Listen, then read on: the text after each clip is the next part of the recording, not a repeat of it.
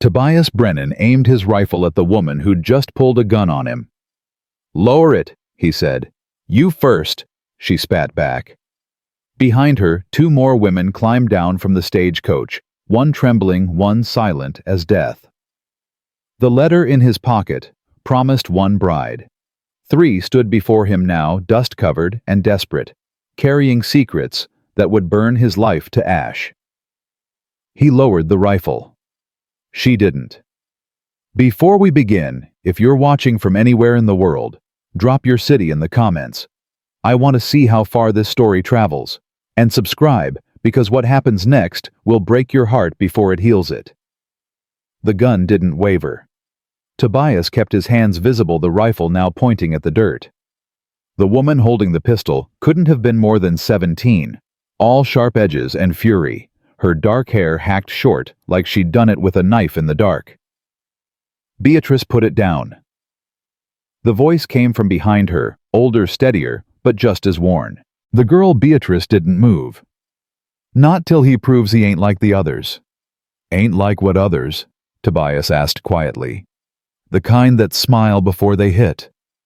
The words landed heavy. Tobias studied the three of them, the youngest clutching a stuffed rabbit. Her face turned away, the middle one stepping forward now, pulling off her bonnet with hands that shook despite her straight spine, and this furious girl child with a gun she clearly knew how to use.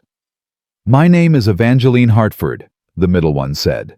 Her accent carried Boston money, but her dress told a different story, torn hem missing buttons, sleeves stained dark. "The letter you received, it mentioned one bride." "It did."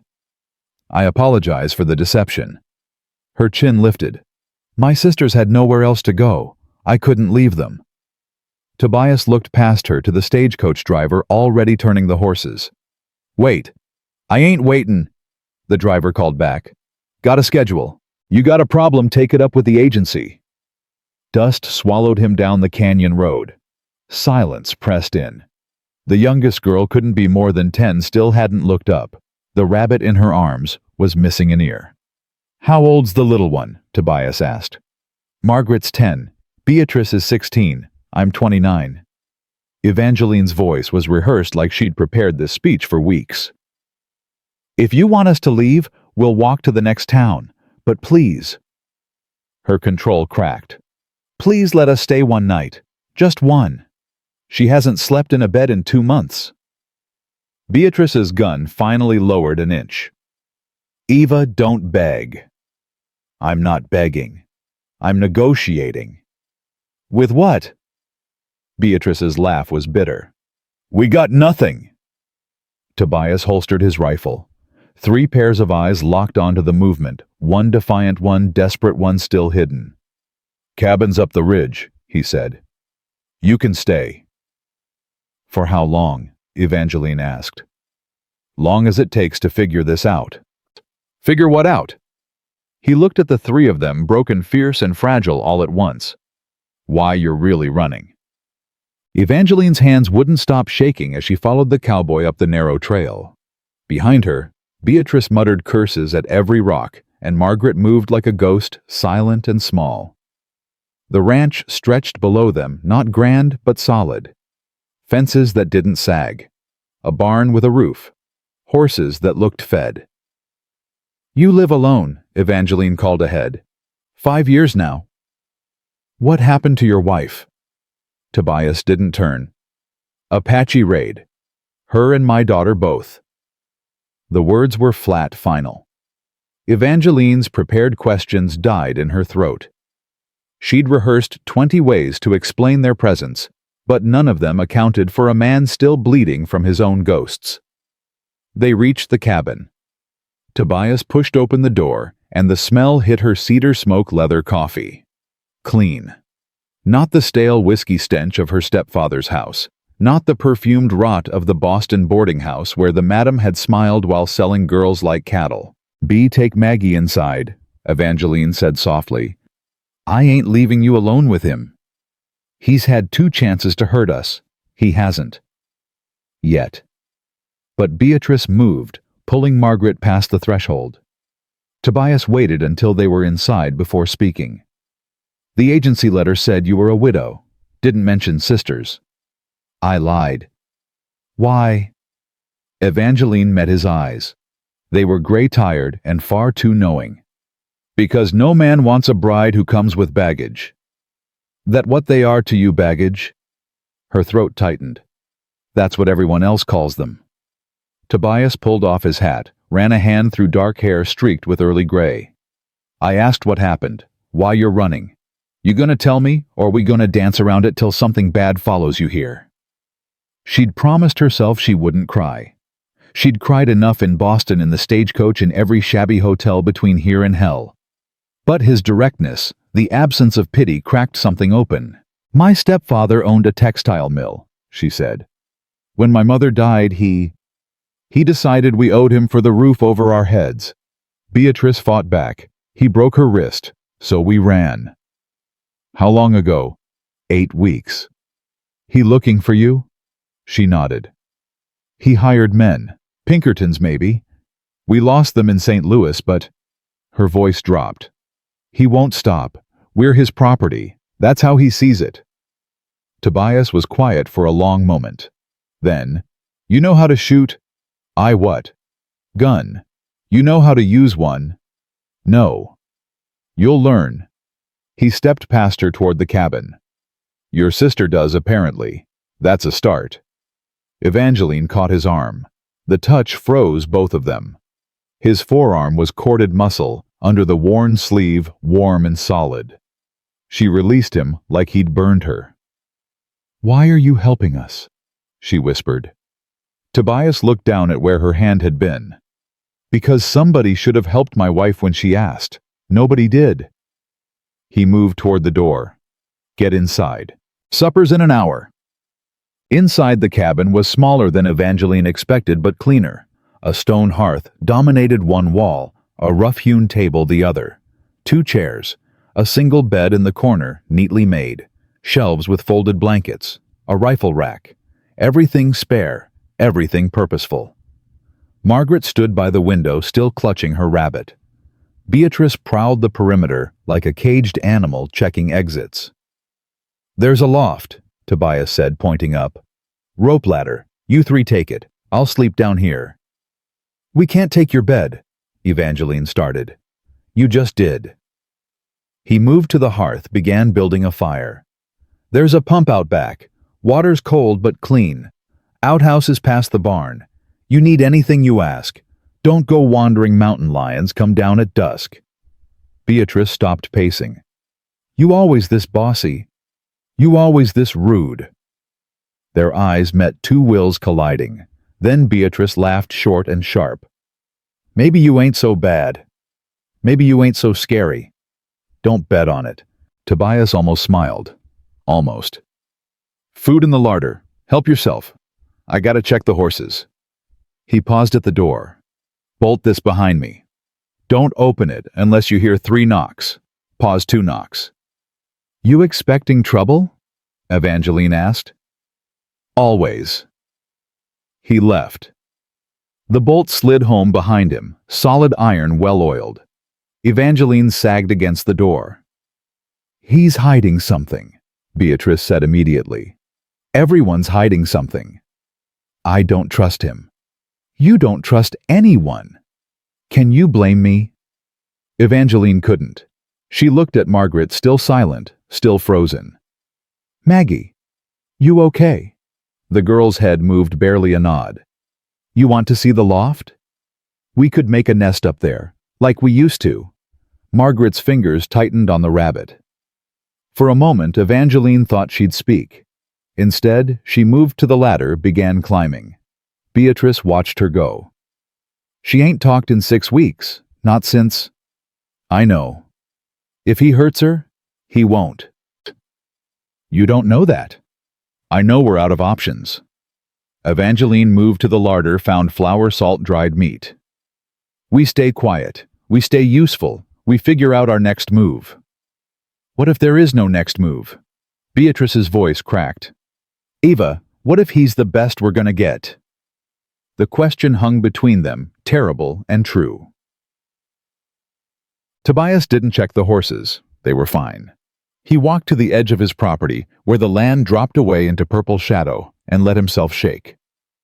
3 of them. God help him, 3.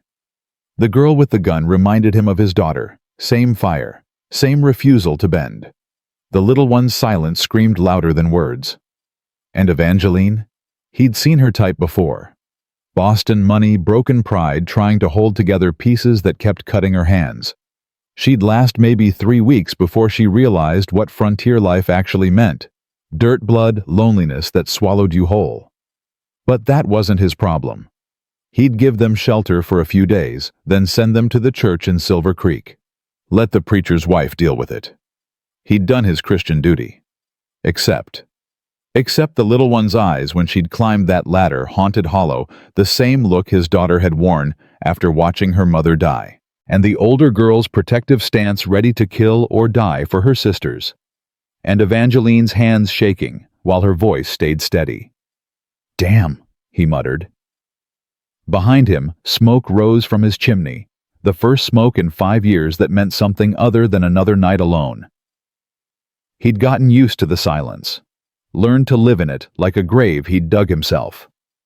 Now there were voices inside his walls, footsteps in his loft, life messy and complicated and dangerous. He should have turned them away at gunpoint. He headed back to the cabin. 3 knocks. Pause. 2 knocks. The bolt slid back. Evangeline opened the door, flour dusting her hands. "I'm making biscuits," she said. If that's all right, it's fine. I wasn't sure what you liked. I like anything I don't have to cook." She almost smiled. Almost. "Bee's checking your perimeter. She doesn't mean to be. She's smart to check. I would too." Evangeline stepped aside to let him in. The cabin already felt different. A dress hung by the fire to dry Margaret's rabbit, perched on the mantel, the smell of baking bread mixing with wood smoke. It felt like a home. That thought terrified him more than anything he'd faced in 5 years. Supper was quiet. Tobias had made stew, venison, potatoes, onions, and Evangeline's biscuits came out better than anything he'd managed in months. They ate at the table, Margaret on the floor by the hearth, still silent. "Where'd you learn to cook?" Tobias asked. "Boston Ladies' Academy." Evangeline's voice was dry. "They prepare you for marriage. How to set a table. How to smile when you're dying inside. How to pretend you're grateful." Beatrice snorted. "She's leaving out the part where she got expelled." "I didn't get expelled. I withdrew. After you punched the headmistress." Tobias's eyebrows rose. Evangeline flushed. "She was beating a student with a riding crop," she said quietly. "I asked her to stop. She didn't. So Eva knocked her teeth out." Beatrice finished grinning. "Whole school saw it." "That's when your stepfather," Tobias asked. Evangeline's jaw tightened. "He said I'd embarrass the family, that I needed to learn my place. He arranged a marriage to a banker. 50 years old wife died under mysterious circumstances. I was supposed to be grateful." "But you ran." "But I ran." Tobias mopped up stew with his biscuit. "Good. Good. Better to run than to break." She looked at him, really looked, and something shifted in her expression. "You ran too, didn't you? After your family?" His hand stilled on the spoon. Nobody asked him about that. Not the neighbors who'd helped bury the bodies. Not the preacher who'd said empty words over empty graves. Nobody. "Yeah," he said finally. "I ran. Stayed out here 5 years telling myself I was healing. Really, I was just hiding." "From what?" "From failing again." The fire crackled. Margaret turned to look at him the first time she'd acknowledged his presence. "You got kids back in Boston?" Tobias asked Evangeline. "No. Never married. Never close. But you know how to care for them." He nodded toward Margaret. "She's my sister. I'd die for her." "Yeah." His throat felt tight. "I know that feeling." Beatrice shoved her bowl away. This is real sweet and all, but what's the plan? We can't stay here forever. Somebody's gonna come looking. They always do. Let them come, Tobias said. You don't know what you're saying. These men. I know men. I've killed men. His voice was flat. They come to my land, they'll leave in a box. Evangeline paled. We can't ask you to. You didn't ask. I'm telling you. He stood, began clearing dishes. Tomorrow I ride to town. Need to file papers with the land office. I'll spread word you're my kin cousins from back east. Nobody needs to know different. That's a lie, Beatrice said. It's survival. You got a problem with it. She stared at him, then slowly shook her head. Good. He carried dishes to the wash basin. You three get some sleep. Eva, we need to talk. Alone. Beatrice tensed. Why alone? Because it's about the wedding. Silence crashed down. Evangeline stood slowly. What wedding? Tobias didn't face them. The one we're having in 3 days. You can't be serious. Dead serious. Far as the town's concerned, you came here to marry me. We follow through. You get protection under my name. Your stepfather's men come around, they're trespassing on my wife's property. That changes everything. You want a marriage of convenience? Evangeline said carefully. I want you safe. Figured that's what you wanted too. What about what you want? He finally turned. His eyes were empty of everything but exhaustion. What I want's been dead 5 years. This ain't about want, it's about right. Beatrice looked between them. Ava. But Evangeline was staring at Tobias like he'd just offered her the moon. Or a noose. She couldn't tell which. I need time to think, she whispered. You got till morning. They're expecting a bride, I better produce one. Otherwise questions get asked. He moved toward the door. I'll sleep in the barn tonight. You three sort it out. Wait. Evangeline caught his arm again. That same shock of contact. Why are you doing this? Tobias looked down at her hand, then at her face. Up close she was younger than he'd thought, not 29, but worn down to it. Her eyes were green-sharp with intelligence and fear.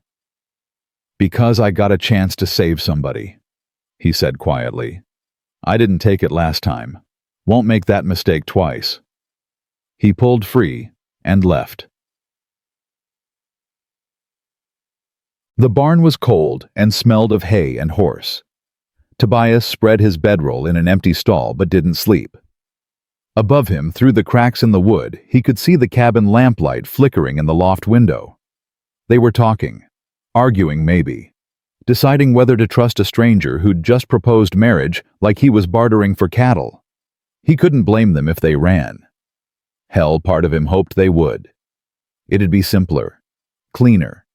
He could go back to his quiet dying alone on this mountain, waiting for the day he worked up the courage to follow his family into the ground. But the other part, the part that still remembered what it felt like to love something, to fight for something, that part wanted them to stay. Wanted to hear footsteps that weren't his own. Wanted to matter again. The lamp in the loft went dark. He lay there staring at nothing and waited for morning.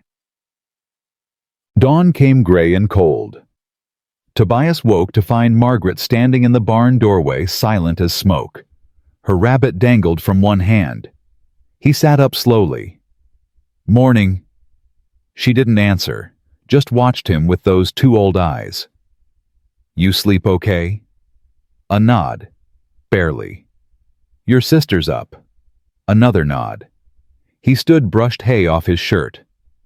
You got something you want to say? Margaret's mouth opened. Closed. Opened again. Nothing came out. Frustration tightened her small face. That's all right, Tobias said gently. Don't gotta say nothing. You need me, you let me know however you can. She took a step forward, then another, until she was close enough to touch. Her hand, small, pale, trembling, reached out and gripped his calloused fingers. It was the first time she'd touched anyone but her sisters since they'd arrived. Tobias's chest constricted. He squeezed back carefully like she was made of glass. You're safe here, he said. Long as I'm breathing, nobody's hurting you. That's a promise. Margaret's eyes filled.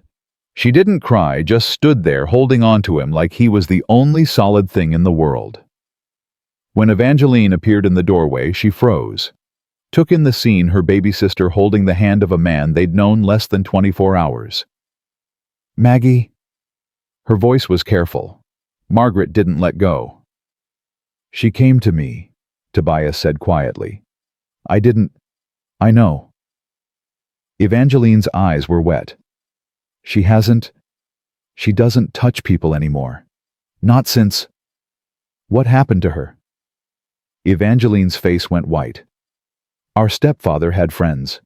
Business associates. One of them, he tried." She couldn't finish. Tobias's hand tightened on Margaret's. "He succeeded." B stopped it. Broke a bottle over his head. "That's when we ran for real." Evangeline's voice shook. But Maggie saw. She saw what he wanted to do, and she stopped talking. Rage, white-hot and righteous, flooded through Tobias. He'd thought he was done feeling anything. Turned out he was wrong. "What's his name?" he asked softly. "It doesn't matter. He's in Boston." "His name." Evangeline met his eyes. Saw something there that made her shiver. "Gerald Hartford, my stepfather. And the friend, James Whitmore, junior partner in the mill." Tobias filed the names away.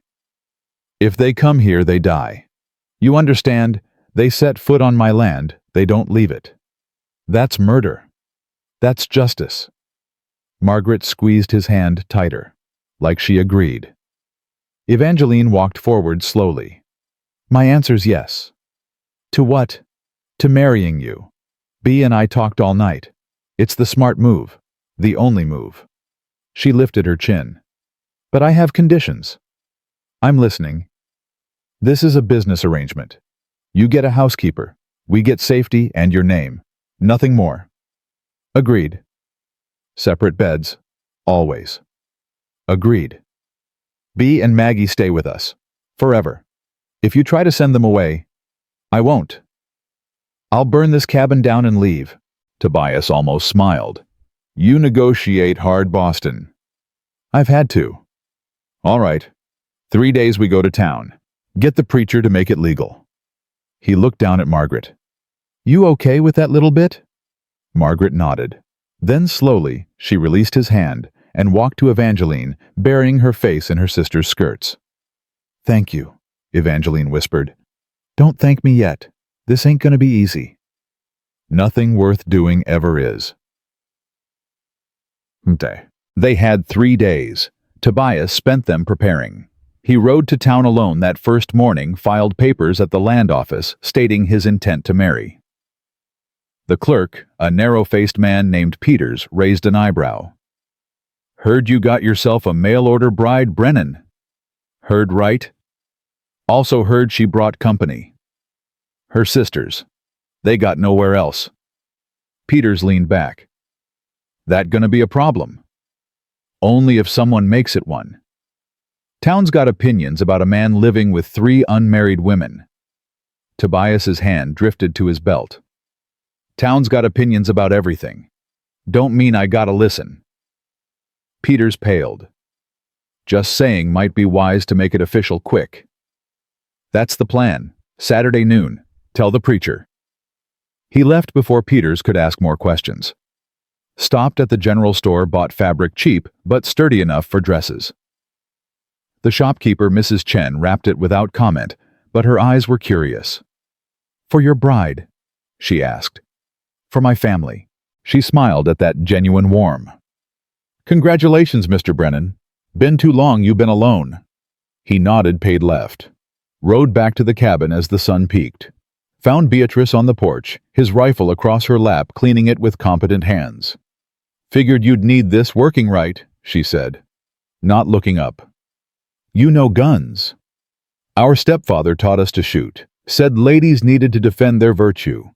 Her mouth twisted. "Turns out we needed to defend it from him."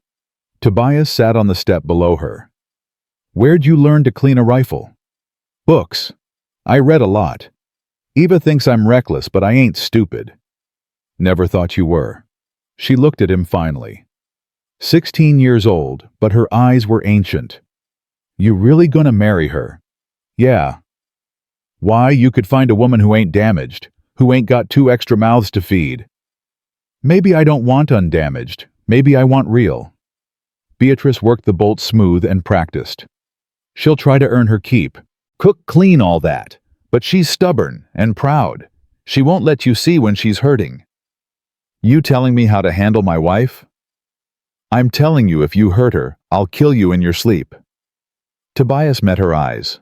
Fair enough. Even if it's an accident. Even if you don't mean it.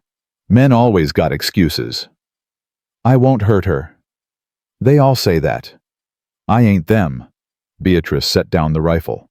You better not be, because we got nowhere left to run. This is it. You're it. Her voice cracked. Please don't be another monster. Tobias reached out slowly, giving her time to pull away, and gripped her shoulder. I'm a lot of things. Mean sometimes. Hard, definitely. But I ain't that. You got my word. Words are cheap. Then watch what I do. She studied him, then nodded. All right, but I'm keeping the gun. Wouldn't expect different. That night, Evangeline made dinner beans cornbread coffee. Simple, but good. They ate together, the 4 of them, and it felt less strange than it should have. After while Bea and Maggie cleaned up, Tobias pulled Evangeline outside. You're gonna need a dress, he said. For Saturday. I got fabric, but I don't know about women's things. I can sew. Good, because I can't. He handed her the wrapped parcel. It ain't fancy. She unwrapped it. Blue cotton, sturdy and plain. Her fingers traced the weave. It's perfect, she whispered. You don't gotta... No, really. It's... She looked up at him. Nobody's given me anything in years, not without wanting something back. I told you what I want.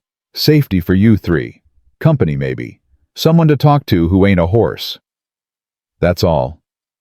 He was quiet for a long moment. The sun was setting, painting the mountains gold and red. Down in the valley, coyotes started their evening song. I had love once, he said finally. Real love. The kind that makes you stupid and grateful and terrified all at once. When Sarah died, that died too. I ain't looking to replace it. Then what are we doing? Surviving. He looked at her. Building something new. Maybe not love, but maybe... family. Evangeline clutched the fabric. I don't know how to be a wife. I don't know how to be a husband. Not anymore. Guess we'll figure it out. And if we can't, then we'll fail together. Still better than failing alone. She laughed, broken but real. That's the saddest proposal I've ever heard. Yeah, well, I'm out of practice. They stood there as the light died, 2 damaged people making promises they weren't sure they could keep. Saturday, Evangeline said. Saturday. She went inside. Tobias stayed on the porch smoking a cigarette he'd rolled himself, watching the stars emerge. Somewhere out there, Gerald Hartford and his men were looking for 3 women who'd vanished into the west. Let them look. Let them come. Tobias Brennan had failed to protect his family once. He wouldn't fail again. Saturday came too fast. Evangeline's hands shook as she buttoned the blue dress. It fit perfectly. Beatrice had measured her by candlelight, stitching through the night, while Eva pretended to sleep. The fabric was simple but clean. Honest. Nothing like the silk prisons she'd worn in Boston. You look like a real bride, Beatrice whispered. I feel like a fraud. That's because you are one. Bea grinned, but her eyes were wet. But it's a good fraud, the kind that keeps us alive. Margaret appeared with wildflowers, purple and yellow, twisted into a crude crown. She placed it on Eva's head with ceremony, her small face solemn. Thank you, baby. Eva's voice cracked. I wish Mama could see this.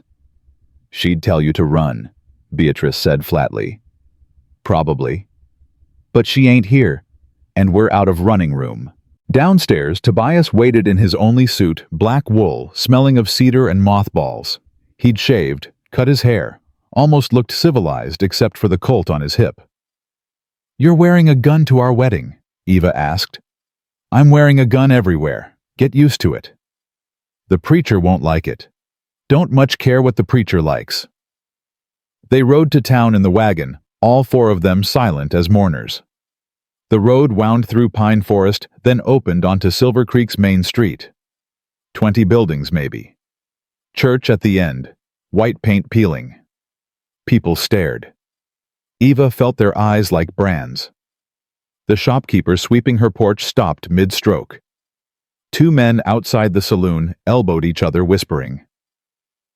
A woman pulled her child closer, protective.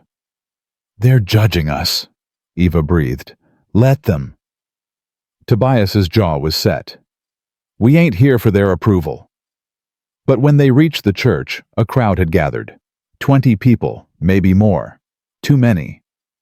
Eva's stomach twisted. "Tobias, stay close." He climbed down first, then lifted Margaret like she weighed nothing. Helped Beatrice. Offered his hand to Eva. When her feet touched ground, he didn't let go. "Whatever happens," he murmured, "you're mine after this. Law says so. That means something out here." "Does it?" "It better." The crowd parted reluctantly. Eva caught fragments of conversation. 3 of them, can you imagine? Probably whores from Denver. No decent woman travels alone. Beatrice's hand went to her pocket where she'd hidden a knife. Eva gripped her wrist. "Don't." "They got no right." "They got every right. It's their town." Eva lifted her chin. "But after today, we're part of it too." The church doors opened. Preacher Morrison stood there, 60 years old, round belly, kind eyes gone cold. "Mr. Brennan," he said carefully, "this is unexpected. Got a license. Filed proper with the land office. You gonna marry us or not?" Morrison's gaze traveled over the 3 women. Lingered on Margaret's haunted face, Beatrice's defiant stance. "Might I have a word? Privately?" "No. Son, I really think I ain't your son, and these ladies ain't your business." Tobias's voice dropped dangerous. "Do your job." The crowd pressed closer. Eva felt them like a noose tightening. Someone coughed deliberately, loud, contemptuous. A woman laughed bitter and knowing. Then Margaret did something unexpected. She stepped forward and took the preacher's hand. Morrison looked down, startled. The child stared up at him with those ancient eyes, and something in his face softened. "All right," he said quietly. "Come inside." The church was small, dim, smelling of old wood and older prayers. The crowd followed, filling pews meant for worship with curiosity and malice. Eva's skin crawled. Tobias positioned them at the altar himself, and Eva in front, Beatrice and Margaret flanking like guards, or witnesses to an execution. Morrison opened his Bible. "Dearly beloved." "Skip to the vows," Tobias interrupted. "We ain't got time for speeches." "This is a sacrament, Mr. Brennan. It requires us saying, 'I do,' and you signing paper. That's all." Morrison's mouth thinned, but he nodded. "Tobias Brennan, do you take this woman?" "I do." "I haven't finished the—" "Don't need to. I do." A ripple of laughter from the pews. Eva felt her face burn. "Evangeline Hartford," Morrison said, resignation in his voice. "Do you take this man as your lawfully wedded husband?" Eva opened her mouth. Nothing came out. The silence stretched. Seconds became years. She felt every eye on her, waiting for her to run to prove them right, to confirm their worst assumptions.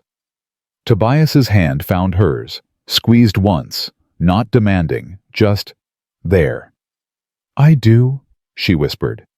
"What was that speak-up, girl?" "I do." Louder now, stronger. Morrison sighed. "Then by the power vested in me, The church doors slammed open. Every head turned. A man stood silhouetted against the noon sun, tall, well-dressed fury radiating off him like heat. Behind him, two others, hired guns by the look of them. Eva's blood turned to ice. "That's far enough," the man said. His voice carried the cultured cruelty of old Boston money. "The ceremony's over." Tobias moved in front of Eva. His hand drifted to his Colt. "Who the hell are you?" The man stepped inside. Eva saw his face clearly now. Sharp features, silver temples, a smile like a knife wound. "Thomas Whitmore," he said. "Attorney for Gerald Hartford of Boston. I'm here for his property." "Ain't no property here," Tobias said flatly. "Those three women." Whitmore gestured. "They belonged to Mr. Hartford, stole money, valuable items, and fled in the night. That's theft. That's kidnapping of a minor." His eyes found Margaret. "That's a crime." "You're a liar," Beatrice spat. "I have documents, legal papers signed by Mr. Hartford granting him custody of Margaret Hartford, age 10, and Beatrice Hartford, age 16, both minors." Whitmore pulled out a sheaf of papers. "And Evangeline Hartford owes $1,300 in room and board. She can either pay," his smile widened, "or return to settle the debt personally." Eva's knees nearly buckled. Tobias caught her. "She ain't going nowhere," Tobias said. "You're interfering with a legal matter, Mr. Brennan. And she ain't Hartford no more. She's Brennan.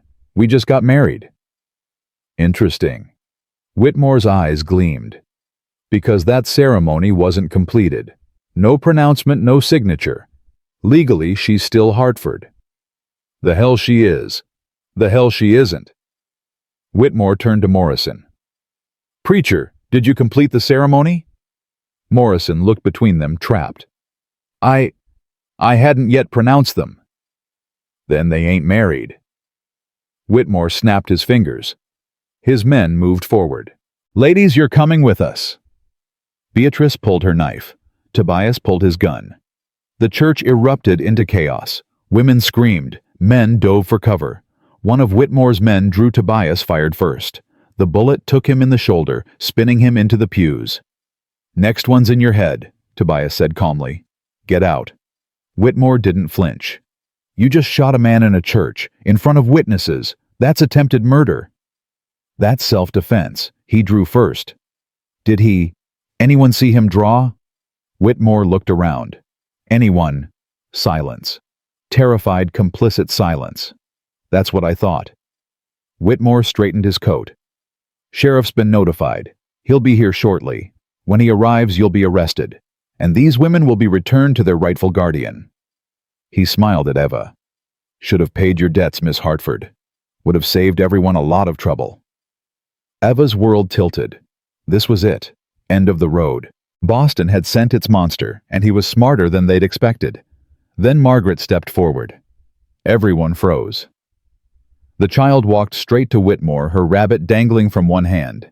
She looked up at him with those terrible knowing eyes, and she spoke. "Liar." Her voice was a whisper broken from weeks of silence, but it carried like thunder. Whitmore blinked.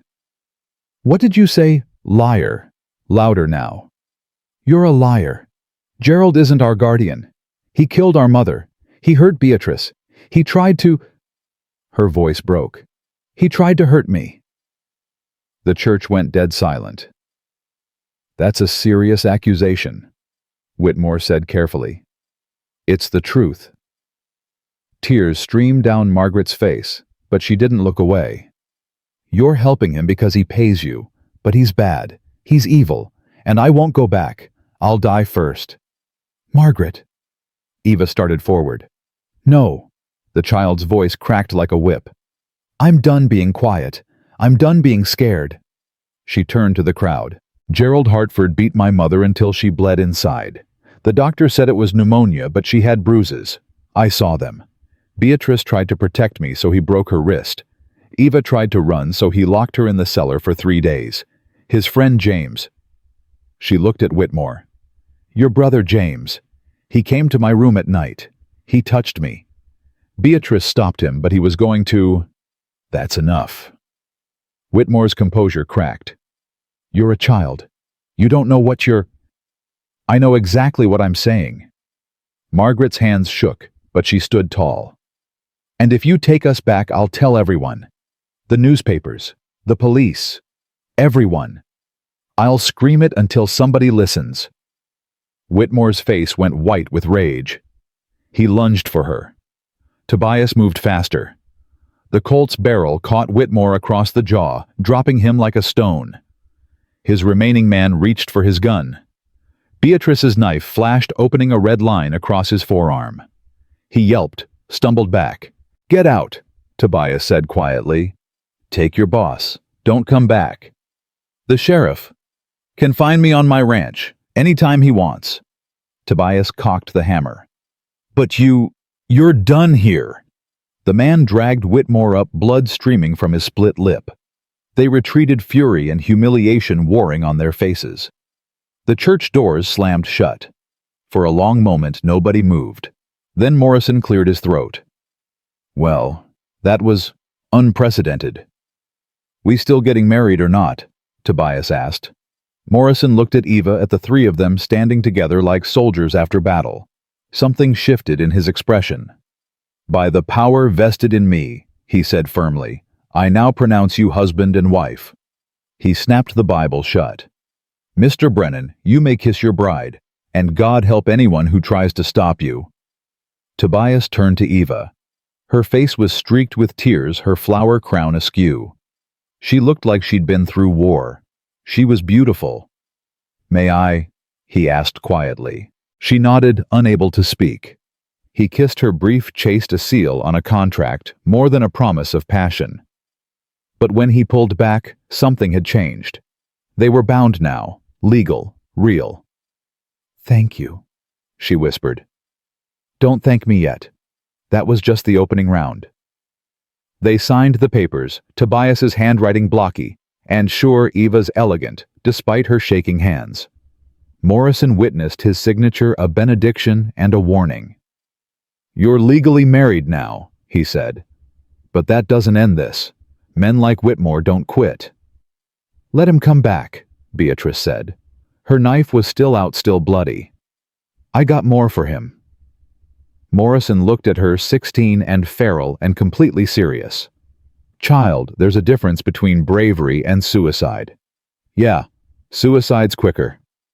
They walked out of the church into hostile silence. The crowd parted, but not willingly. Eva felt their judgment like stones. Then Mrs. Chen stepped forward.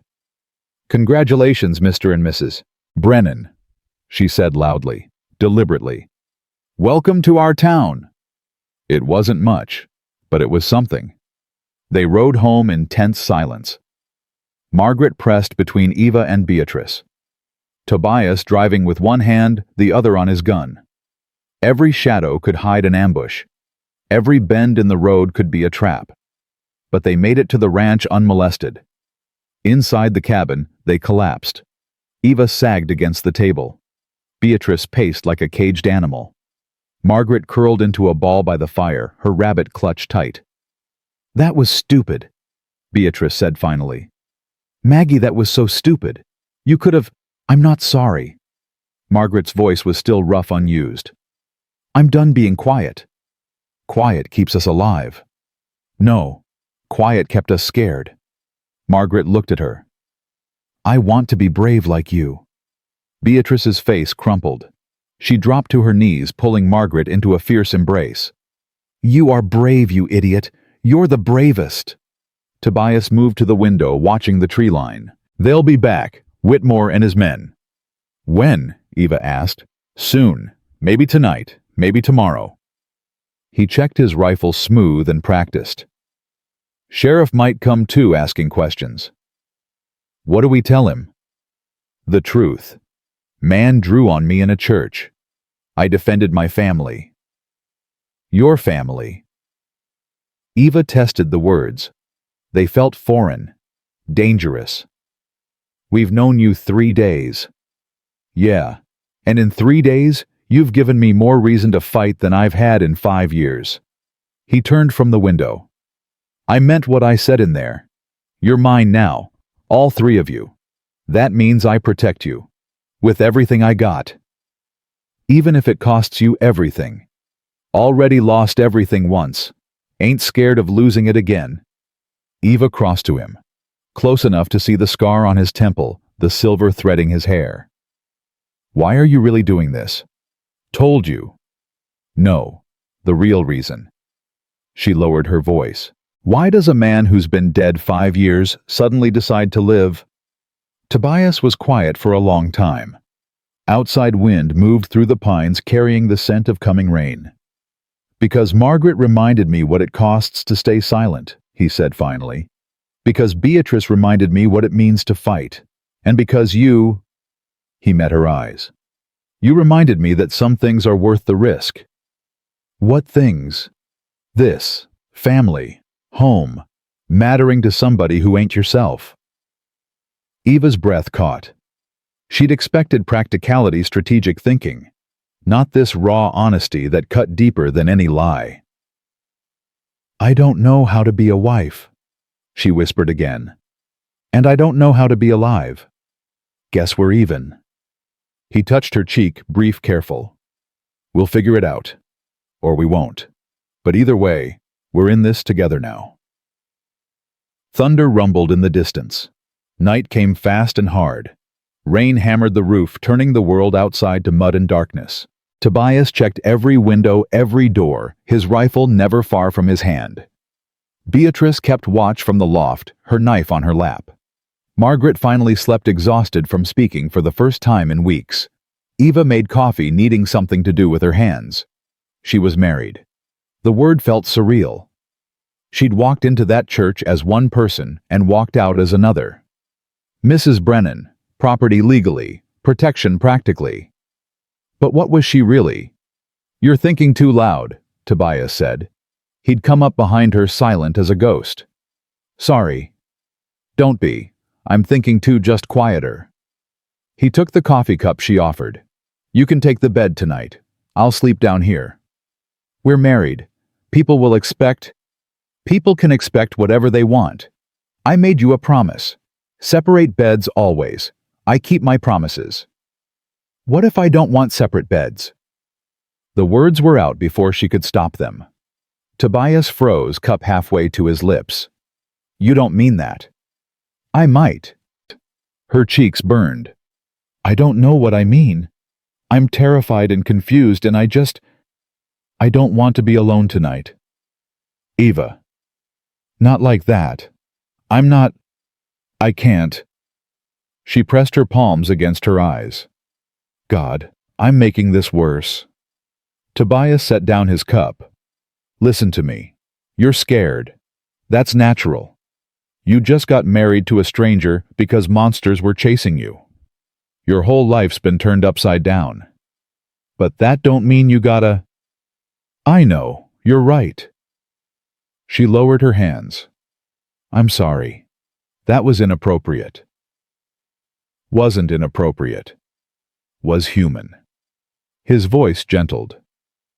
But we do it right. On purpose. When you're sure. Not because you're scared or lonely or think you owe me. When will I be sure?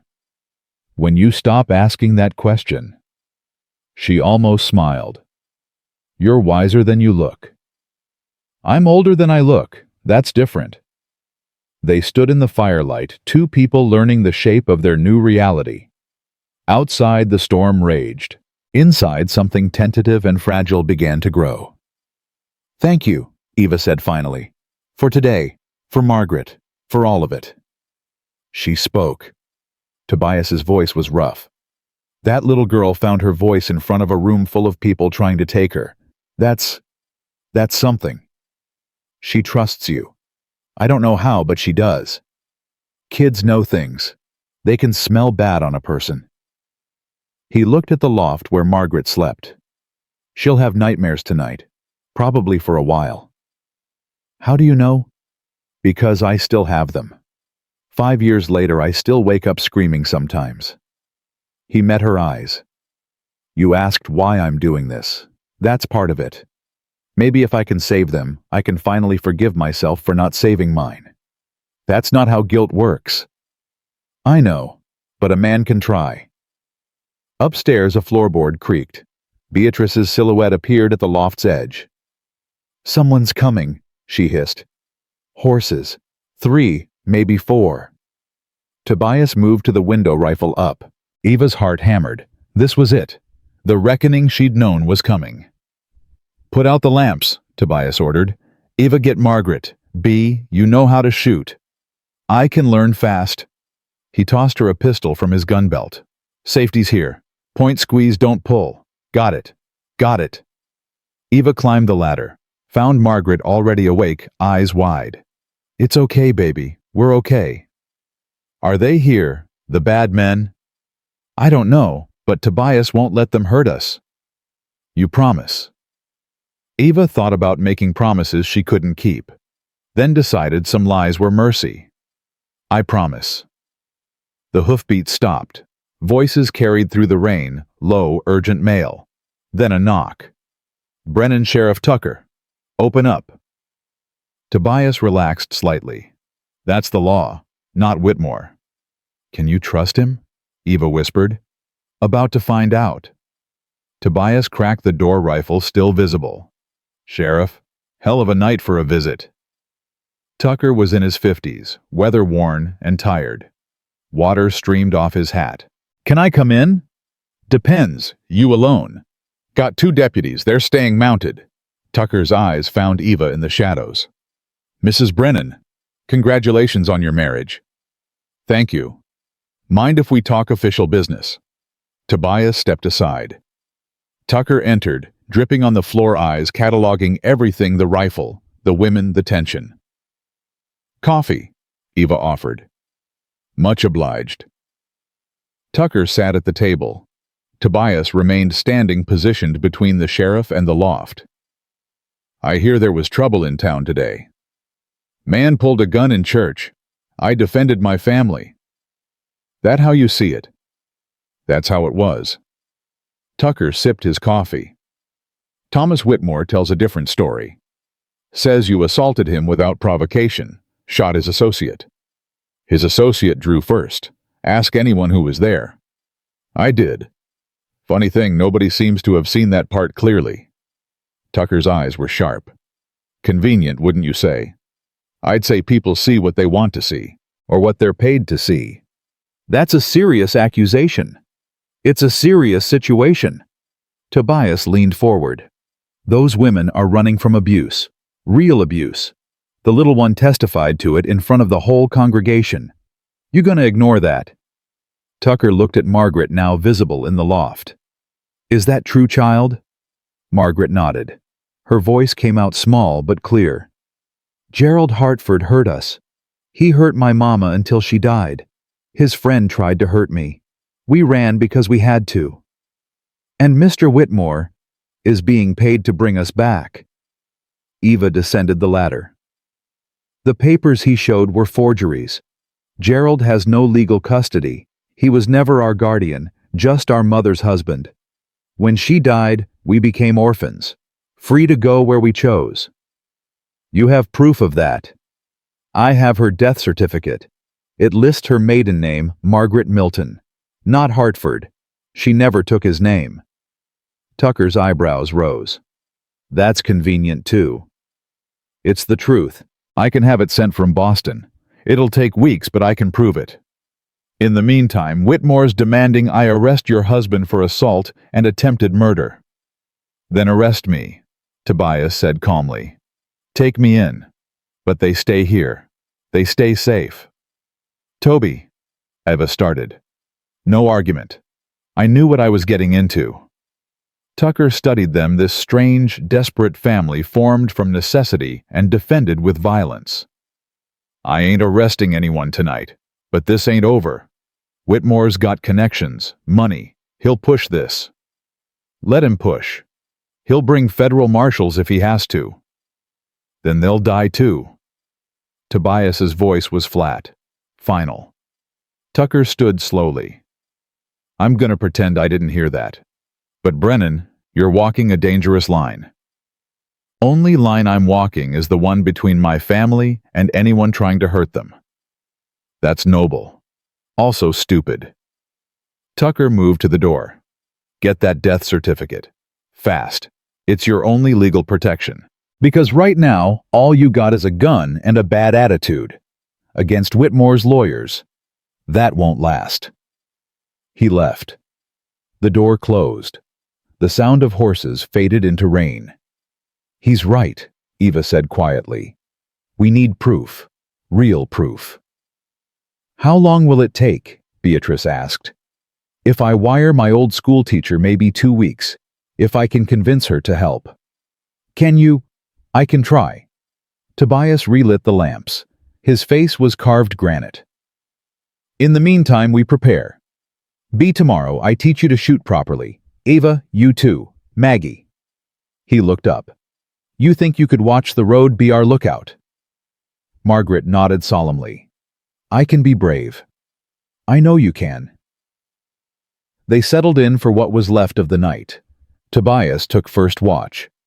Eva lay in the bed that was now legally hers, staring at the ceiling, listening to rain and the sound of her husband pacing below. She was married to a man who would kill for her.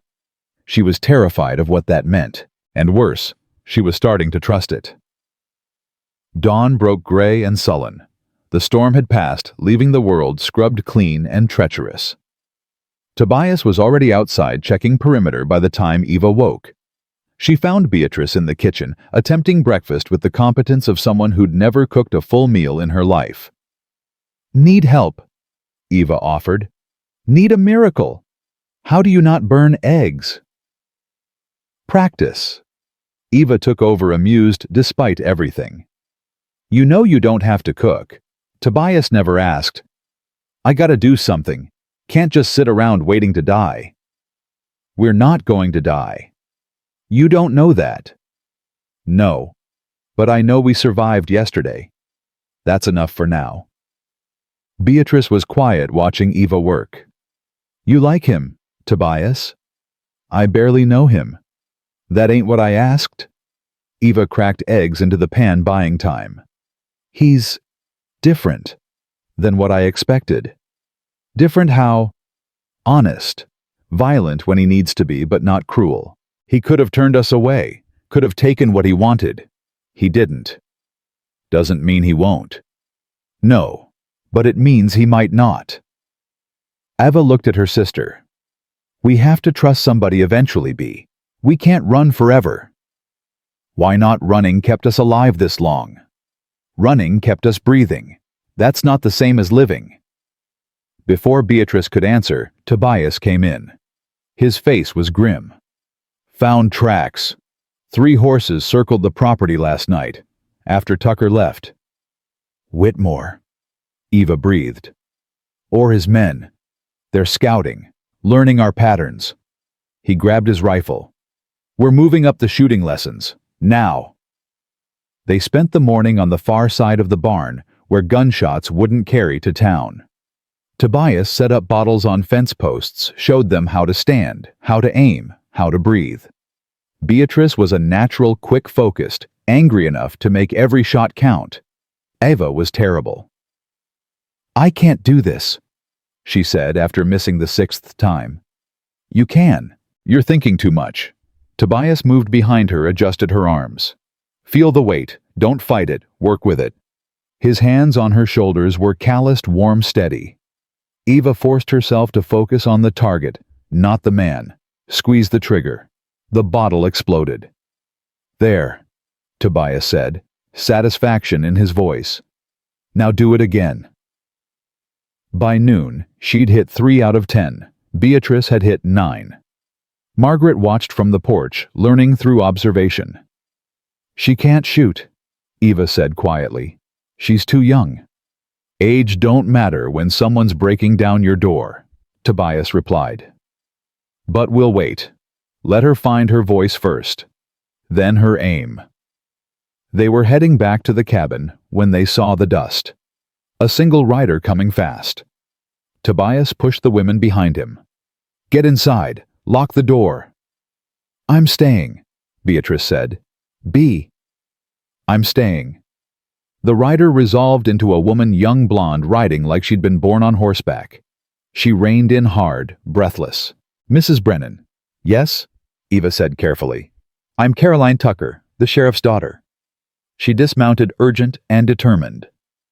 My father sent me. Said you needed help proving your mother's death. How did you? He listened to your sister's testimony. Caroline's eyes were fierce. I know what it's like. To run. To have no one believe you. She pulled out a leather satchel. I work for the telegraph office. I sent wires to Boston this morning. To the Hall of Records, the newspaper archives, everyone I could think of. Eva's legs nearly gave out. Why would you do that? Because you stood up in that church and told the truth, even when it was dangerous. Carolyn thrust the satchel into Eva's hands. Responses will come to my office. I'll bring them here. No one else will see them. Miss Tucker, Caroline, this could cost you your job. I know. Caroline smiled, fierce and free. But some things are worth the cost.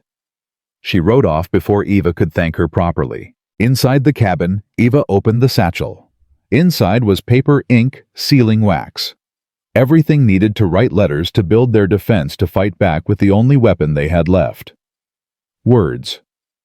Guess we got an ally, Tobias said. Guess we do. Eva looked at her sisters, at this man who'd become their wall against the world. We're going to win this. Somehow. Damn right we are. Beatrice's smile was sharp. And when we do, I'm burning every letter Gerald Hartford ever wrote. Margaret nodded. Then softly, Can I help? Yeah, baby. Eva pulled her close. You can help. Outside, the sun broke through clouds. For the first time since they'd arrived, the mountain didn't feel like a prison. It felt like a fortress, and they were learning how to defend it. The telegram came 3 days later. Caroline Tucker rode up at dawn, her face pale. She didn't dismount, just thrust the yellow paper at Eva and wheeled her horse around. I'm sorry, she called back. I'm so sorry. Eva's hands shook as she unfolded it.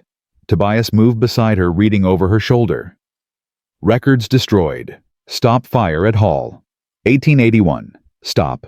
No death certificate exists. Stop. Hartford claims legal guardianship upheld. Stop. Return immediately, or face federal charges. Stop. The paper slipped from Eva's fingers. No.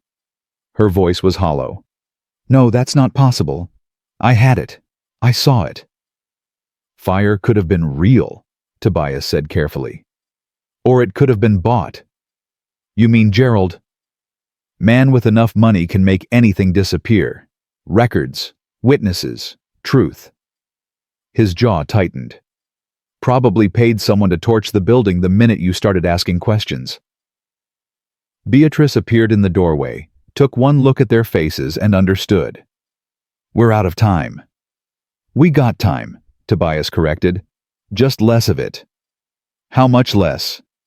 Federal marshal could be here in a week, maybe 2 if we're lucky. Eva sank onto the porch steps. Everything they'd fought for, everything they'd risked, gone. Erased by a man with deeper pockets and longer reach than she'd imagined possible. I should have known, she whispered. Gerald doesn't lose. He never loses. He ain't won yet. Tobias crouched in front of her. Look at me, Eva. She couldn't. Couldn't face the certainty in his eyes that she no longer felt. Look at me. She did. His face was stone and storm, but his eyes were clear. We don't got papers. Fine. We got something better. What? Witnesses. Your sister spoke in front of 40 people. That ain't nothing. It's a child's word against a respected businessman. It's the truth against a lie. And out here, truth's got teeth. He stood. I'm riding to town. Gonna talk to everyone who was in that church. Get them to sign statements about what they heard. They won't help us. You saw how they looked at us. Some won't, but some will. People got consciences even when they try to bury them. He checked his gun. B, you're in charge while I'm gone. Anything moves wrong, you shoot first. What about Eva? Eva's coming with me. Eva's head snapped up. What? You think I'm letting you hide up here while I fight for you? No.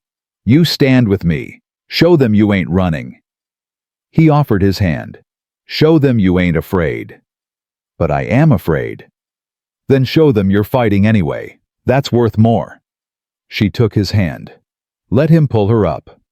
Behind them, Beatrice watched with something like hope, warring with terror. If you're not back by sunset, B said, I'm coming after you. You'll stay here and protect your sister. Tobias's voice was iron.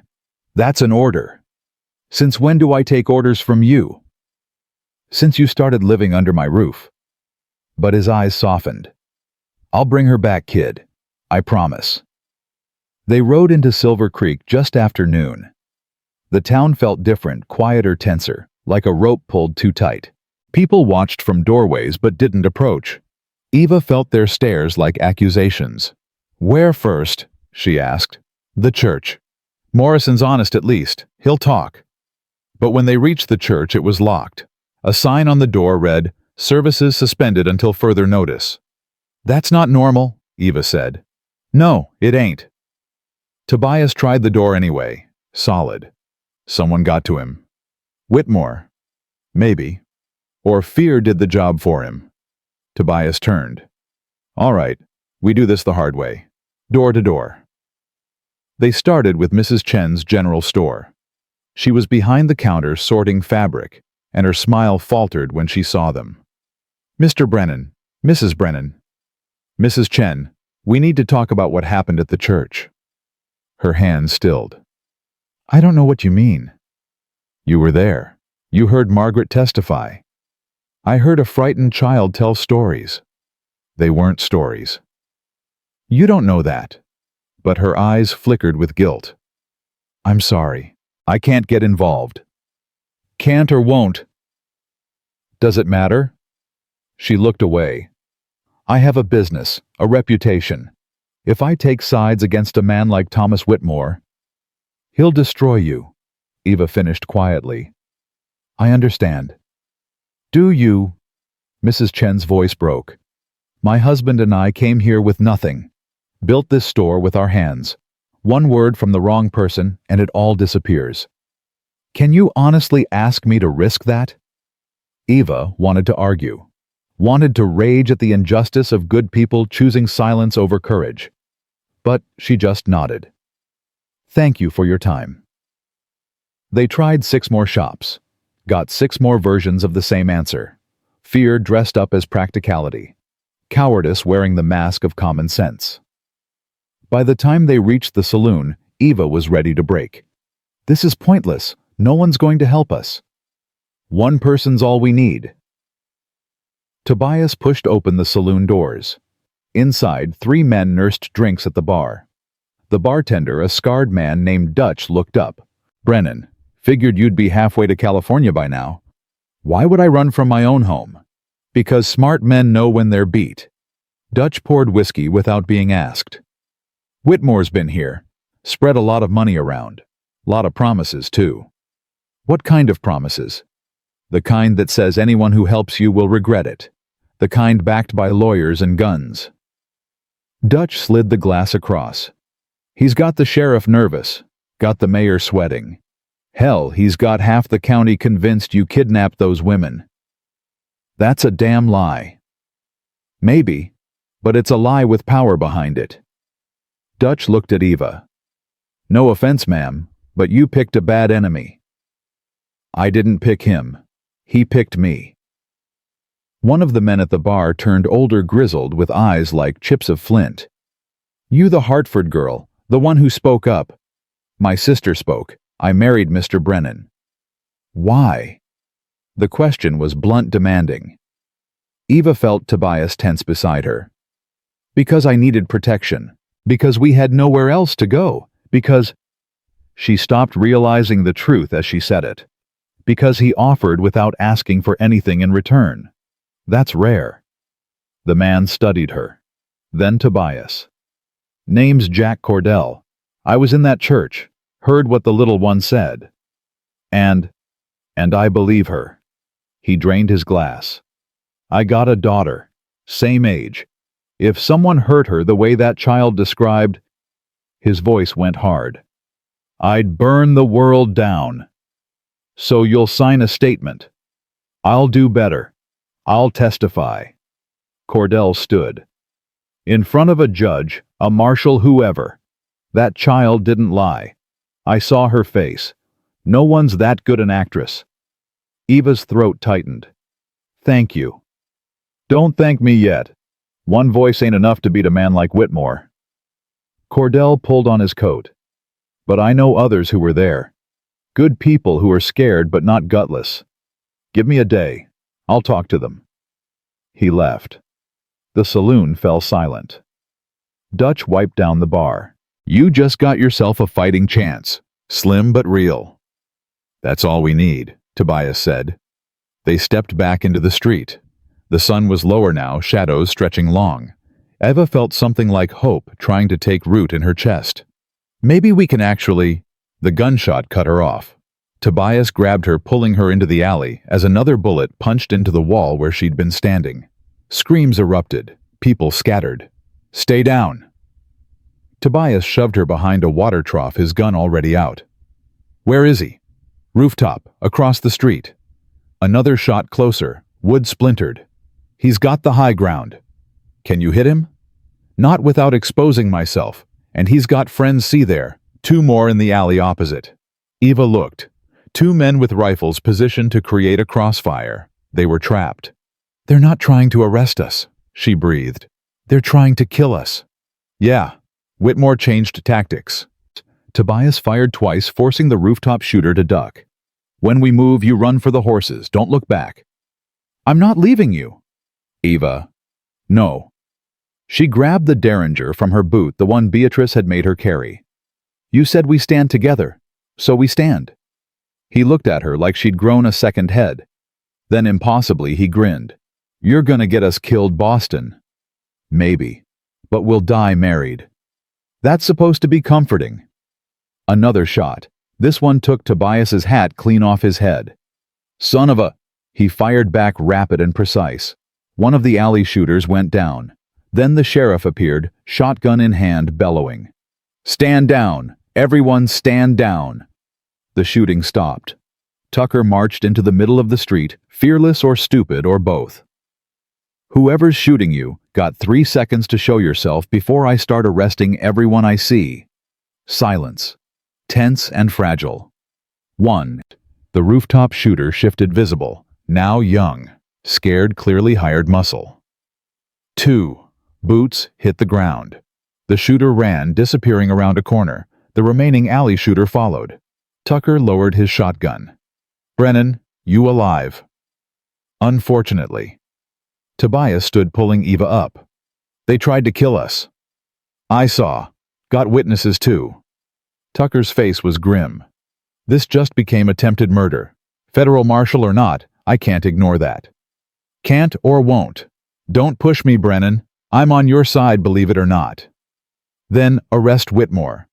On what charge he didn't pull the trigger? He hired the men who did. Prove it. Tucker looked around at the gathered crowd. Anyone see Thomas Whitmore anywhere near this?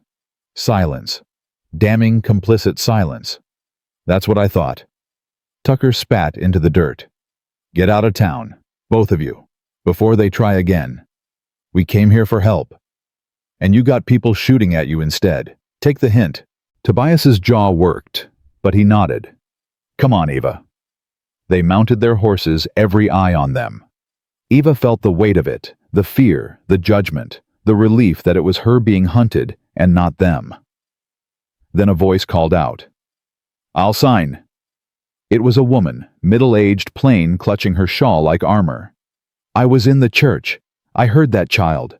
I'll sign a statement. Mrs. Porter, Tucker started. No, Sheriff. I'm done being quiet. She stepped forward. My daughter died last year. Husband said she fell. I knew better. knew what he did to her. But I stayed quiet because I was afraid. Her voice shook. I won't be afraid anymore. That little girl deserves better than my silence. Another voice. I'll sign too. A man, this time young a clerk by his clothes.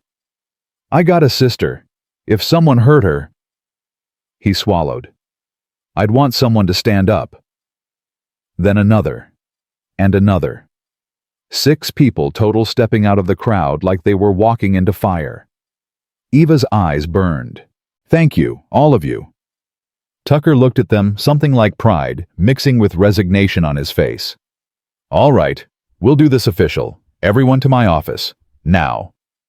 They followed Eva and Tobias, the 6 witnesses, a growing crowd of curious onlookers. Tucker's office was small, cramped, smelling of old coffee and older leather. Everyone who's willing to testify, write down exactly what you heard. Sign it. Date it. Tucker pulled out paper. Fair warning, Whitmore will come after you for this, legally and otherwise. Let him try, Mrs. Porter said. Her hand was steady as she wrote. It took an hour, 6 statements, 6 signatures, 6 acts of courage that might mean nothing or everything. When they finished, Tucker collected them, locked them in his safe. I'll send these to the territorial court, request an investigation. He looked at Tobias. But it'll take weeks, maybe months. In the meantime, you're still a target. I know. And those women, your wife and her sisters, they're in danger as long as Whitmore thinks he can take them. He won't take them. He might kill them instead. You thought of that. Tobias had. Eva could see it in his eyes, the calculation, the terrible math of violence. If it comes to that, Tobias said quietly, he'll have to go through me first. And I don't die easy. They left town as the sun set, riding hard. Neither spoke. There was too much to say, and not enough words to hold it all. When they reached the ranch, Beatrice met them at the door, gun in hand. What happened? You're 3 hours late. Someone tried to kill us, Eva said flatly. We got 6 witness statements, and we made a lot of enemies. So normal day. Bee's attempt at humor fell flat. Maggie's been asking for you. She's scared. Eva found her sister in the loft, curled around her rabbit. Hey, baby. You came back. Margaret's voice was small. I thought maybe you wouldn't. I'll always come back. Eva climbed up, pulled her close. Always. I promise. What if they take you anyway? What if I wake up and you're gone? Then Tobias will come get me, and if he can't, Bee will. And if she can't... Eva tilted Margaret's chin up. You'll survive, because you're stronger than all of us. I don't feel strong. Strong people never do. That's what makes them strong. Margaret was quiet for a long moment. Then, I don't want to go back to Boston. You won't. But what if... No what ifs. We're staying here. This is home now. Eva looked around the small loft, the rough walls, the life they'd built from desperation and hope. This is home. Downstairs, Tobias was cleaning his guns. Beatrice sat across from him watching. You think they'll come tonight? She asked. Maybe. Probably not. They lost men today. They'll regroup first. How many men you think Whitmore's got? Enough to be a problem, not enough to win. He looked up. You scared, jumped, terrified.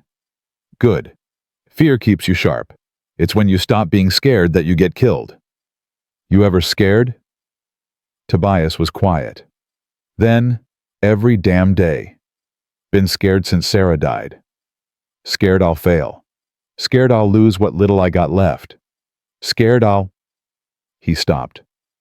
Scared you'll what? Care too much, and get it ripped away again. Beatrice leaned forward. Eva and Maggie. You care about them. Yeah. That scare you? More than any gun ever did. But you're fighting anyway. Got no choice. Can't go back to being dead inside. Tried that. Doesn't work. He set down the rifle. Your sister pulled me back into the world. Least I can do is make sure she survives it. Beatrice smiled, sad and knowing. You love her. I care about her. That's different. Is it? Tobias didn't answer. Couldn't answer. Because the truth was too new, too raw, too dangerous to speak aloud. He was falling in love with a woman he'd married out of obligation, and that terrified him more than anything Whitmore could throw at them. That night they slept in shifts. Tobias took first watch. Eva couldn't sleep, so she joined him on the porch. You should rest, he said. So should you. They sat in silence, listening to the mountain breathe. Somewhere out there Whitmore was planning. Gerald Hartford was pulling strings. Federal marshals were gathering warrants. We might lose, Eva said finally. We might. If we do, if they take us back, promise me something. What? Don't blame yourself. You did everything you could, more than anyone else would have. She looked at him. You gave us hope. That matters. Hope doesn't stop bullets. No, but it makes them worth dodging. She took his hand the first time she'd initiated contact. His fingers closed around hers, rough and warm. Thank you, Tobias. For everything. Don't thank me yet. War's not over. No, but we won a battle today. Those 6 people who spoke up, that was a victory. Small one. Small victories add up. That's how wars are won. He looked at her, really looked, and saw not the frightened woman who'd arrived on his doorstep, but someone forged in fire and coming out steel. You're stronger than you think, Boston. I learned from good teachers. She squeezed his hand. You, B, even Maggie. You all taught me that survival isn't enough. You have to fight. And if fighting isn't enough, then we die trying. But at least we die free. The words hung in the air between them, a vow, a prayer, a promise written in blood and hope. Above them, the stars wheeled in their ancient patterns. Below, the town slept uneasy and afraid. And on a mountain where a dead man had learned to live again, 4 souls prepared for the war that was coming. Together. The attack came at dawn. Tobias woke to the sound of horses, too many, moving too fast. He was on his feet before his eyes fully opened, rifle in hand, crossing to the window. 8 riders, maybe 10. Coming up the ridge in a loose formation that spoke of military training or hired killers. Probably both. Eva, get up. Get the girls. She bolted from the bed, already moving. No questions, no hesitation. 3 weeks of living on the edge had trained that out of her. How many? Beatrice was already at the loft window, her pistol loaded. Too many. Tobias checked his ammunition. 40 rounds maybe. Against 10 men. B, you take the loft. High angle, pick your shots careful. Eva, you and Margaret get in the root cellar. I can shoot now, Eva said. You taught me. And I'm teaching you to survive. Get in the cellar. If we fall, you run. There's a horse saddled in the barn. Take it and ride to Caroline Tucker. She'll help. Tobias. That's an order, wife. His voice was steel. You don't get to argue. Not about this. She wanted to fight him. He saw it in her eyes, the rebellion, the fear, the desperate need to stand beside him. But she nodded. Come back to me, she whispered. Plan to. She grabbed Margaret, who was white-faced and silent again, and disappeared through the floor hatch. The cellar door closed with a thud that felt like a coffin ceiling. Just us now, Beatrice said. She was 16 and terrified and trying hard not to show either. Yeah, you remember what I taught you. Aim center mass. Breathe. Don't pull the trigger, squeeze it. Good. And B. He looked up at her. If they get past me, you protect your sisters. However you have to. Understand?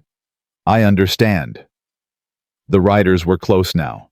Tobias could make out faces, hard men, professional men, the kind who killed for money and slept fine after. Whitmore was with them, staying back, letting his hired guns do the work. Coward. Brennan, Whitmore's voice carried across the clearing.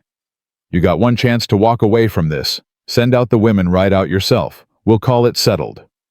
Tobias stepped onto the porch, rifle loose in his hands. And if I don't, then we come in and take them, and you die trying to stop us. That's supposed to scare me. It should. I brought enough men to burn this place to ash. Whitmore's smile was cold. You're outnumbered, outgunned. There's no law coming to help. Be smart, Brennan. You've lost. See, that's where you're wrong. Tobias's voice was conversational, almost pleasant. I ain't got nothing left to lose. That makes me the most dangerous man on this mountain. You've got a wife now. That's something. Yeah, and I'll die before I let you touch her. Noble, also stupid. Whitmore gestured. 3 of his men dismounted, started moving toward the cabin in a wide spread. Professional, coordinated. Tobias fired. The first man went down before he'd taken 5 steps.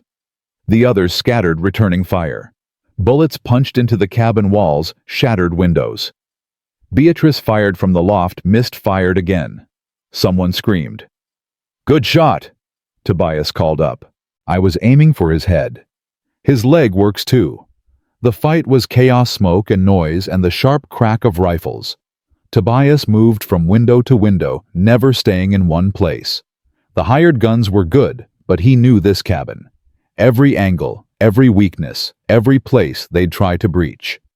One man made it to the porch. Tobias met him with a rifle butt to the face, then a bullet in the chest. The body fell, blocking the door. 2 down, Beatrice yelled. I got one in the shoulder. That's 3, keep it up. But there were still 7, and they were learning, adapting. 2 circled around to the barn, trying for the back entrance.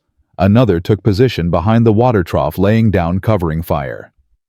Tobias was reloading when he saw it, a man with a torch running low toward the cabin. They're gonna burn us out. He fired, missed. The man kept coming. 10 feet from the wall. 8, 6. Beatrice's shot took him in the throat. The torch fell, rolled away from the cabin. The man collapsed, choking on his own blood. Jesus, Beatrice breathed. I killed him. I actually... Don't think about it now, Tobias snapped. Grieve later, fight now. Another man went down to his rifle. Another to Beatrice's pistol. They were making the hired guns pay for every inch, but it wasn't enough. There were still 5 standing, and Tobias could feel his ammunition running low. Then the barn exploded. Not literally, but horses screamed and smoke poured out. They'd set fire to the back. The flames would spread to the cabin within minutes. We gotta move, Tobias yelled. Bee, get down here! She scrambled down the ladder. Her face was streaked with powder burns and tears she refused to acknowledge. What about Eva and Maggie? We get them out the back, make for the tree line. It's our only... The cellar hatch flew open. Eva climbed out, Margaret on her back, both of them coughing. Fire's coming through the floor, the whole cellar's filling with smoke. Tobias cursed. They'd planned for this, tried to fireproof the cellar. Hadn't been enough. All right, new plan. We go out shooting. B, you carry Margaret. Eva, you stay behind me. We make for the tree line. Don't stop for anything. They'll cut us down the second we step outside, Eva said. Maybe, but we're dead if we stay. He grabbed his last box of ammunition, poured rounds into his pockets. On 3. 1, glass shattered. Something flew through the window, trailing smoke. Dynamite! Beatrice screamed. Tobias grabbed it, threw it back out in one motion. It exploded mid-air, the blast punching in what was left of the windows. His ears rang. Blood trickled from his nose. 2. Another crash. Another stick of dynamite. This one landed in the fireplace. No time to throw it back. Tobias grabbed Eva, and Beatrice shoved them toward the back door. Run! The cabin exploded behind them. The force threw them all forward. Tobias hit the ground hard, tasted dirt and blood. His vision swam. Somewhere someone was screaming. Maybe him. He rolled over. The cabin was gone, just burning timber and shattered dreams. Eva was on her knees, coughing. Beatrice had Margaret, both of them stunned but moving. "Get up." Tobias dragged Eva to her feet. "Move now." They ran. Bullets kicked up dirt around them. Tobias fired back blind, just trying to make them duck. The tree line was 30 yards. 20. 10. A bullet caught Beatrice in the shoulder. She went down, Margaret tumbling from her grip. "B!" Eva screamed. Tobias grabbed the girl, threw her over his shoulder. "Keep moving." "I can't leave her. She's right behind us. Go." They made the trees. Tobias set Margaret down, spun back. Beatrice was crawling, her left arm, useless blood streaming down her side. Eva ran back for her. "Eva, no!" But she was already there, hauling her sister up, half carrying her. Bullets stripped bark from the trees around them. Tobias provided covering fire, the rifle clicking empty. They collapsed behind a fallen log. Tobias yanked out his pistol, counted bullets. 6. 6 rounds against 5 men. "How bad?" he asked Beatrice. "Bad enough. Hurts like hell." "Can you shoot?" "Not with this arm." "Then stay down." He turned to Eva. "You got that Derringer?" She pulled it out with shaking hands. 2 shots. "When they come through those trees, you shoot. Don't think, don't hesitate. Just shoot." "Tobias, there's too many. We can't." "We can. We have to." He gripped her face, forcing her to look at him. "I ain't losing you. Not today. Not ever. You understand?" She nodded, tears cutting tracks through the smoke on her face. The hired guns were regrouping, voices carrying through the trees. They were coming. Final push. Margaret tugged Tobias's sleeve. When he looked down, she held out a small knife, her belt knife, the one he'd given her. "I can help too," she whispered. Something in his chest broke and reformed stronger. "Yeah, a little bit. You can." The first man came through fast. Tobias's shot took him center mass. The second was smarter, using cover. Eva fired, her Derringer missed, fired again. The man staggered, clutching his thigh. 3 left. They came together, coordinated. Tobias got one. The other 2 split, flanking. He was out of bullets. The hired gun stepped into the open, rifle raised, smiling. "End of the line, cowboy." The rifle shot came from behind them. The hired gun's head snapped back. He dropped. Tobias spun. Jack Cordell stood there with a smoking rifle, 6 more men behind him. Townsfolk, farmers, the ones who'd signed the statements. "Figured you could use help," Cordell said. The last hired gun dropped his weapon, hands up. "I'm out. Don't shoot." "Smart choice." Cordell gestured. 2 of his men grabbed the survivor, tied his hands. "Where's Whitmore?" "Gone. Rode off when the fighting started." "Coward," Cordell spat. "Sheriff's coming with a warrant. We'll find him." Tobias couldn't speak. Couldn't process what just happened. They'd been dead. Finished. And then, "How did you know?" Eva asked. "Caroline Tucker. She saw Whitmore's men riding out this morning, came and found us." Cordell looked at the burning cabin. "We got here fast as we could. Just wish it had been faster." Beatrice made a sound, half laugh, half sob. "You came. You actually came." "Yeah, girl, we came." Mrs. Porter pushed through the crowd, knelt beside Beatrice. "Let me see that shoulder. I got some field medicine training." The next hour was a blur. Mrs. Porter dug the bullet out of Beatrice's shoulder while the girl bit down on leather and didn't scream. The sheriff arrived with deputies, arrested the surviving hired guns. Caroline Tucker rode in with fresh horses and bandages and news. Federal Marshal's office received the witness statements. They're opening an investigation into Gerald Hartford. She looked at Eva. "And they found something. Your mother's death certificate wasn't destroyed. It was in the state archives, separate from the Hall of Records, and it proves everything you said." Eva's legs gave out. She sat down hard, hand pressed to her mouth. She died of internal injuries. Blunt force trauma. The examining doctor noted suspicious bruising. Caroline's voice gentled. They're charging Gerald Hartford with murder, and Thomas Whitmore with conspiracy to kidnap. It's over, Eva whispered. It's really over. Not quite. They'll want you to testify at trial. All of you. Caroline looked at Margaret. If you can. I can. Margaret's voice was small but sure. I'll tell them everything. Tobias sat beside Eva, his whole body aching. The cabin's gone. We'll rebuild, she said. We've got time now. With what money? We'll figure it out. She took his hand. We always do. He looked at her, this woman he'd married as a business arrangement who'd become something he hadn't expected, something necessary. I should have protected you better. Should have seen them coming. You protected us perfectly. We're alive. That's what matters. The cabin was just wood. We're the home Tobias. Us. You, me, be Maggie. We're what matters. Cordell approached. Brennan, I got a barn you can use till you rebuild. Ain't much, but it's dry. I can't take. You ain't taking. I'm giving. Big difference. Cordell helped him up. You stood up when the rest of us were too scared. Least we can do is help you back on your feet. By nightfall, they'd moved into Cordell's barn. It smelled of hay and horses, but it was safe. Warm. Beatrice slept with her arm in a sling, Margaret curled against her. Eva sat beside Tobias on a hay bale, both of them too exhausted to move.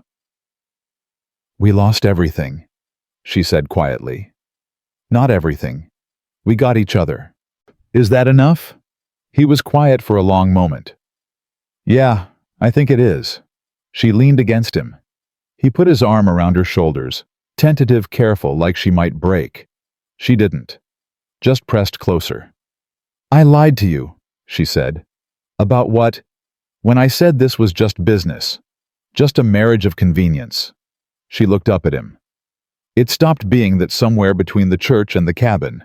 I don't know when, but it did. Tobias's heart hammered.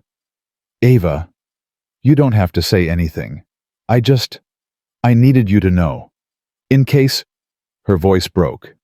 In case we died today. I needed you to know. He turned her face to his. I know. I've known for a while. And I'm terrified. Because the last time I cared about someone this much, I lost them. And I don't know if I can survive that again. So we don't survive. We live. She touched his face, gentle and sure. We live scared and grateful and together. That's all we can do. He kissed her. Then not the chaste peck from their wedding, but something real and deep and desperate. She kissed him back like she was drowning, and he was air. When they broke apart, both breathing hard, she smiled. So, we're really doing this. Guess we are. Good. She settled back against him. Because I'm not very good at being alone anymore. Me neither. They sat there as the night deepened, two people who'd found each other in the wreckage and decided to build something new. Outside, the wind moved through the trees. The mountain breathed. And somewhere in the darkness, Thomas Whitmore was running, knowing that justice was finally coming for him. Inside the barn, 4 souls who'd been broken learned what it meant to be whole, together. The trial came 6 weeks later. They traveled to the territorial capital, all 4 of them, plus Sheriff Tucker and the 6 witnesses. Gerald Hartford was already in custody, extradited from Boston. Thomas Whitmore had been caught trying to flee to Mexico. Eva testified for 3 hours, Beatrice for 2. But it was Margaret's testimony that sealed it. The 10-year-old walked to the stand, looked at the man who'd hurt her family, and didn't flinch. He killed my mama, she said clearly. And he tried to kill us. But we survived. Because we had each other. And because one good man decided we were worth saving. The jury deliberated for 40 minutes. Guilty on all counts. When they walked out of the courthouse, the sun was setting. Eva stood on the steps breathing free air for the first time in months. "It's over," she said. "It's really finally over." "Yeah." Tobias put his arm around her. "Now what?" "Now we go home." "We ain't got a home, just a barn." "Then we build a new one, better than before." She looked at him. Together. He smiled, rare, real beautiful. Together. They rode back to Silver Creek as the stars emerged, and on a mountain where a dead man had learned to live again, where 3 broken women had found their strength, where a family had been forged in fire and blood and desperate hope. They began again. The barn became their home for 3 months while they rebuilt. Every morning, Tobias woke before dawn and worked until his hands bled. Jack Cordell showed up most days with 2 or 3 other men, farmers, shopkeepers, people who'd signed the witness statements and decided that actions mattered more than words. They raised walls, laid floors, built something stronger than what had burned. Eva learned to swing a hammer. Her hands blistered, then calloused. She worked beside her husband without complaint, matching him hour for hour. Beatrice's shoulder healed crooked. The doctor said she'd never have full range of motion again, but she could still shoot. That was enough. Margaret talked now. Not constantly, but enough. She'd wake from nightmares and call for Tobias instead of Eva, and he'd sit with her until dawn, telling her stories about his daughter the first time he'd spoken about her since the raid 5 years ago. "What was her name?" Margaret asked one night. "Lily. She was 7 when she died, about 3 years younger than you." "Do I remind you of her?" Tobias was quiet. "Yeah, sometimes. The way you tilt your head when you're thinking. The way you laugh when you forget to be scared." "Does it hurt? Being reminded?" "Used to. Now it feels like maybe she sent you to me. Like maybe she knew I needed saving as much as you did." Margaret hugged him, then fierce and sudden. "I'm glad you're my family now." "Me too, little bit. Me too." The cabin took shape slowly. Not as large as the old one, but better built. Tobias insisted on 2 rooms downstairs, one for him and Eva one for the girls. Privacy. Safety. The things they'd all been denied for too long. Eva found him one evening staring at the bedroom frame. Having second thoughts. About the room, no. About us. He turned. "What makes you think that you've been distant lately? Ever since the trial?" She stepped closer. "If you regret marrying me, if this became more than you wanted, you can say so. That what you think? That I regret you." "I don't know what to think. We haven't. Since the cabin burned, we haven't talked about what comes next. For us." Tobias set down his hammer. "What comes next is, I finish building you a house. Make sure you and your sisters are safe. Keep my promises. That's it. That's all you want. What do you want me to say, Eva? I want you to tell me the truth. Do you love me, or am I just another obligation?" The question hung between them like a blade. "You ain't an obligation," he said finally. "You're the reason I wake up wanting to live, instead of wishing I'd died with my family. You're the reason this mountain don't feel like a grave anymore. You're—" His voice cracked. "You're everything. And that terrifies me." "Why?" "Because I loved Sarah. Loved her with everything I had. And when she died, it broke something in me I didn't think could be fixed. Then you showed up, and suddenly I'm feeling things again, wanting things again. And I don't know how to do that without being afraid it'll all get ripped away." Eva crossed to him, took his face in her hands. "I'm afraid too. I'm afraid every morning that this is a dream, and I'll wake up back in Boston. I'm afraid you'll realize you married a woman who's more trouble than she's worth. I'm afraid—" Her voice shook. "I'm afraid of how much I need you. Eva, I love you, Tobias Brennan. I don't know when it happened, or how, but I do. And if that scares you, if that's too much—" He kissed her, hard and desperate and full of every word he didn't know how to say. When they broke apart, Both breathing hard, he pressed his forehead to hers. I love you too. God help me, I do. Then why are we wasting time being scared? Because scared keeps us careful, keeps us alive. No, scared keeps us alone. She pulled back. I didn't survive everything I survived just to live half a life. I want all of it, the fear and the joy and everything in between, with you. What if I fail you? Then we fail together, but we try first. He looked at her, this woman who'd walked into his life desperate and broken, and somehow become his reason for everything. All right, we try. Yeah. She smiled, and it was like sunrise breaking over the mountain. Good, because I'm not very patient, and that bedroom's almost finished. He laughed, surprised it out of him. Boston, are you propositioning me? I'm your wife. I believe it's my right. Well, when you put it that way. Beatrice's voice cut through from outside. If you two are done being awkward, there's someone here to see you. They emerged to find Caroline Tucker on horseback, looking windblown and urgent. What's wrong? Eva asked immediately. Nothing. Everything. I don't know. Caroline dismounted. There's a woman in town, says she's looking for Tobias Brennan. Won't give her name, won't state her business. Just keeps saying she needs to see him, says it's about his wife. Tobias and Eva exchanged looks. His first wife? Eva asked carefully. She didn't specify, but Caroline hesitated. She's got a little girl with her, maybe 5-6 years old. And Tobias, the resemblance is... What? His voice was sharp. What resemblance? To you. She looks exactly like you. The world tilted. That's impossible, Tobias said. My daughter died. I buried her. Maybe you should come see for yourself. They rode into town, Tobias pushing his horse harder than necessary. Eva kept pace, her mind racing. It was impossible. Lily Brennan was dead. He'd identified the body himself, small and broken, and... What if he was wrong? Eva said suddenly. What? After a raid like that, bodies burned, faces, unrecognizable. What if he identified the wrong child? Eva, don't give me hope. I can't. I'm not giving you hope. I'm giving you a possibility. There's a difference.